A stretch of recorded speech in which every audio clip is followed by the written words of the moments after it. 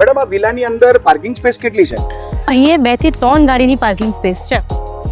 Madam આ garden private છે exactly? Yes, તમારું પોતાનું પર્સનલ. મેડમ કોઈ સ્પેશિયલ ફેસિલિટી છે?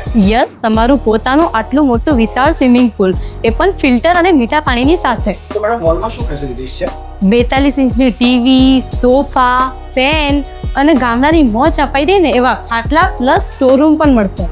તો મેડમ કિચન તો બતાવો, એમાં શું શું છે? ચલો, અહીંયા છે ડાઇનિંગ ટેબલ, ફ્રીજ, સ્ટોરેજ, આરો અને ફૂલ ફેસિલિટી સાથે તમને કિચન મળી જશે. મેડમ આ કઈ સ્પેસ છે આટલું બધું વિશાળ?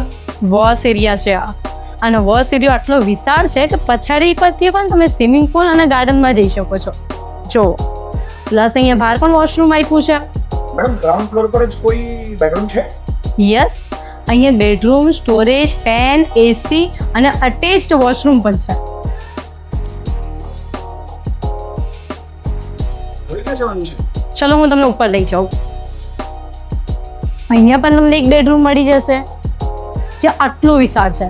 એમાં પણ એસી, ફેન અને અટેચ વોશરૂમ ને પ્લસ પછાડી બાલ્કની પણ છે.